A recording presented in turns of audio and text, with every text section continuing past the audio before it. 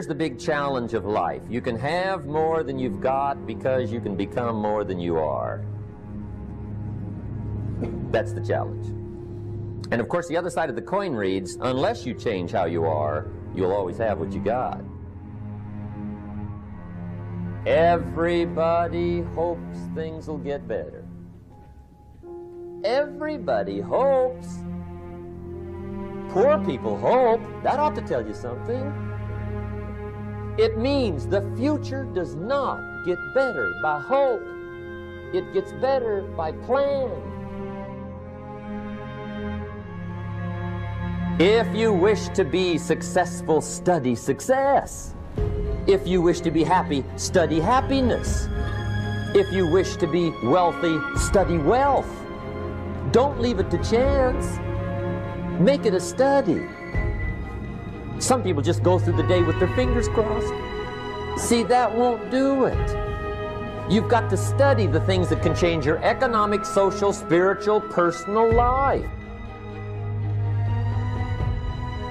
If you don't like how it is for you, change it. If it doesn't suit you, change it. If it doesn't please you, change it. If it isn't enough, change it.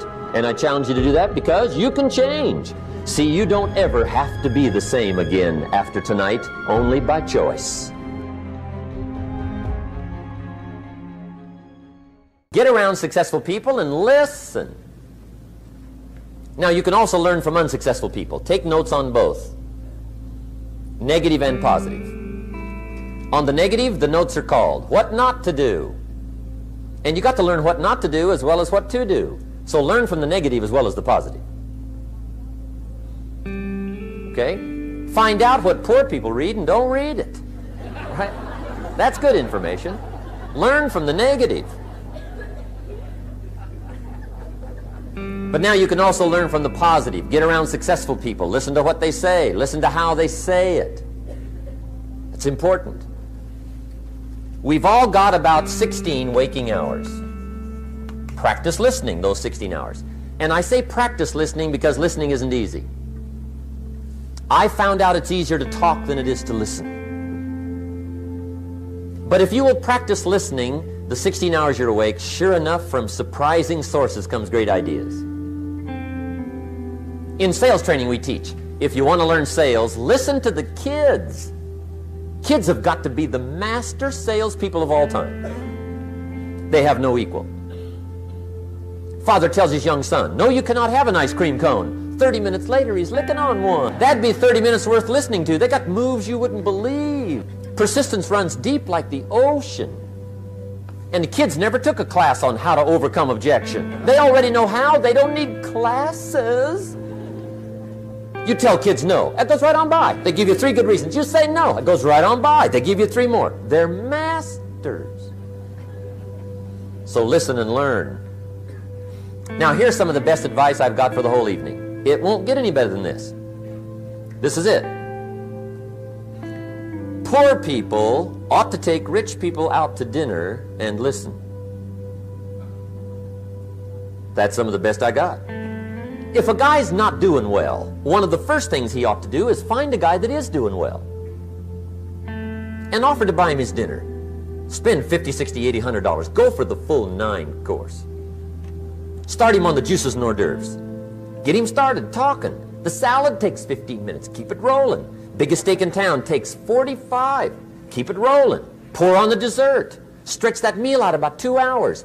If you get a successful person to eat and talk for 2 hours, they're liable to drop ideas in your lap, change your life. Multiply your income by 2, by 3, by 5. But you're right.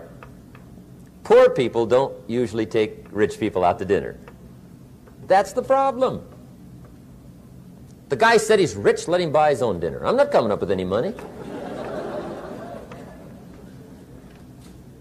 And he says, besides, you work where I work. By the time you struggle home, it's late.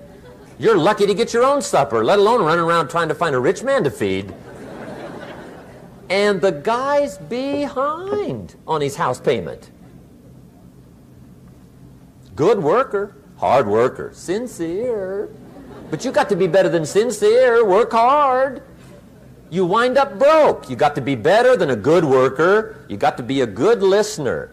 And remember, what you read and what you hear, put the good stuff in your journal. Now, here's the third way to find out how to change your life, and that's to observe. You can pick up a lot of ideas just by watching. Get around successful people and watch. Here's why. Success leaves clues. Watch how the man shakes hands. Watch how the lady responds.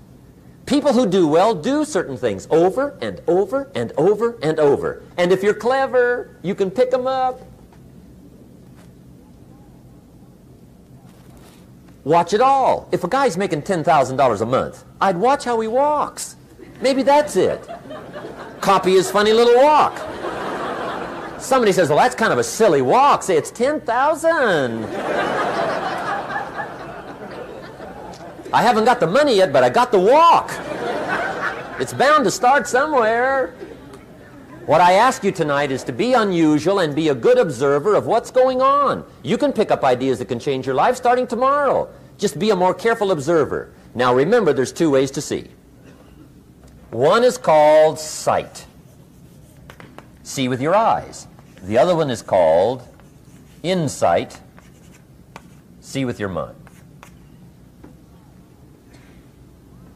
See with your eyes, you'll see things. See with your mind, you'll see answers. Put your eyes and your mind to work. And the best advice on developing sight and insight is pay attention. Don't miss anything. In the weekend seminar we teach, one of the greatest fatalities to success is preoccupation, lack of concentration. The guy's mind wanders. See, you wind up average. You've got to learn to zero in and concentrate. I read a good article one time, Reader's Digest. The title was, Wherever You Are, Be There. Excellent. Don't miss anything. Now, we've lingered a little bit long on number one here for personal development. Find out how things work, but it's so very important finding out. And I've given you 3 ways to find out. Now, here's the second step to personal development.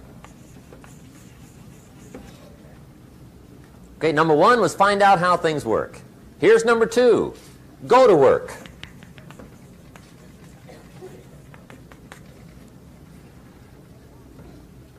You must now take action on what you found out. In doing business around the world, we call it game plan. Put together your game plan.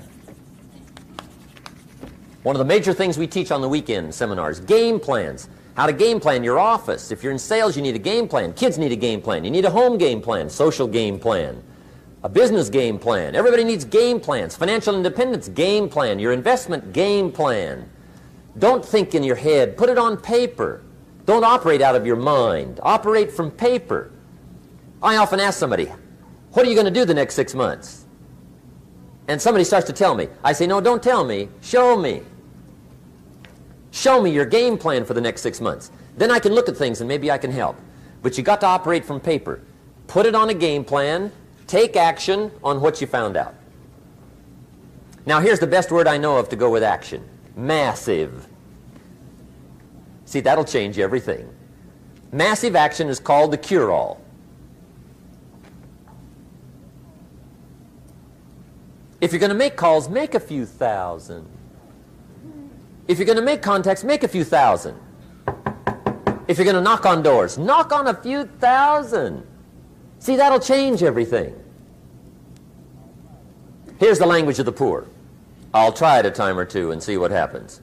It's the way poor people talk. The guy says, well, I'll give it 30 days. 30 days. You could guess his bank balance. You've got to have a better game plan. So here's one of the major things to do starting tomorrow. Take a look at your game plan. If it isn't loaded with massive action, change it tomorrow. Action. The formula really works like this. Pick up a good idea, take heavy action. Pick up a couple of good ideas, take heavy action. That's the formula for success. Heavy action.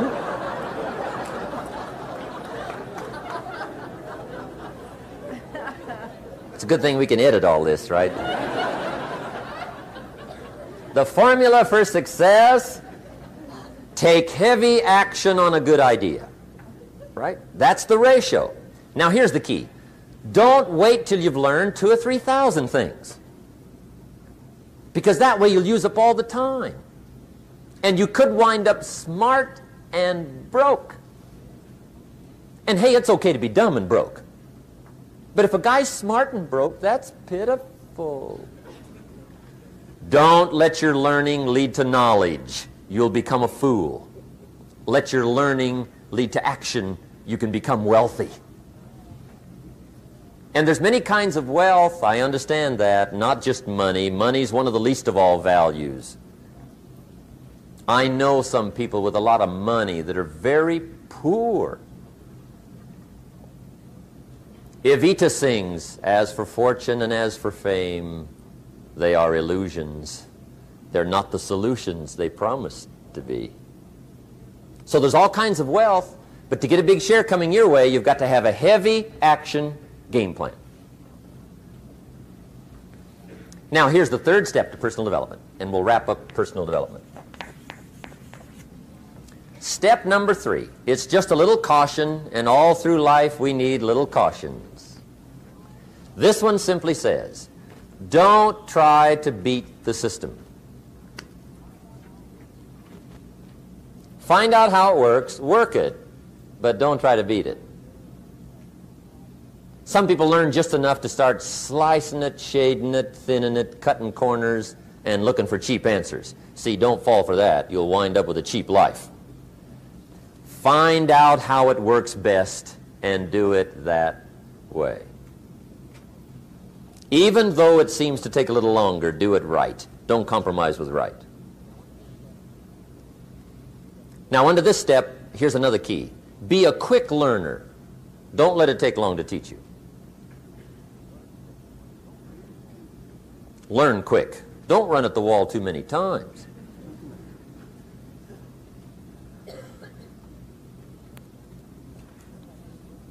Learn quicker.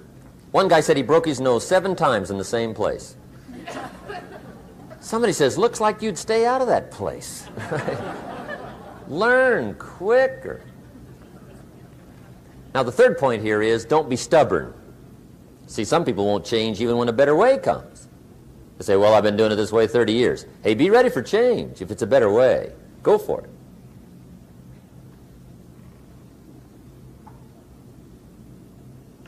But don't try to beat it. Or you'll be like the guy that went to Las Vegas. He didn't have much money, so he didn't want to risk his money gambling. But he gets to Las Vegas and the jackpot bells are ringing, the money's flowing, the lights are flashing, and he can't help himself. He's got to gamble. But instead of gambling with his cash, he decides to play the mental gambling game. And the brilliant scheme he worked out goes like this. He'd pick a number like number 3. Mentally, he would bet a certain amount of money on the number. And whether it won or lost, he would jot down that amount in his little pad. I would have won $5 if I'd have made that bet, just to keep track of it, win or lose. That way, come midnight, he can calculate how he's doing, win or loser, how much, only not his money. Keep his money. Just play this mental gambling game. So here he is around the gambling table, everybody else shelling out their hard-earned cash. He's got this brilliant scheme. Instead of betting with his money, he's betting with his mind, and he lost his mind.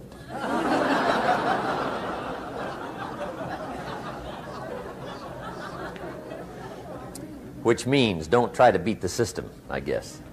Okay, we have covered personal development. By the way, it's the longest subject, so take heart.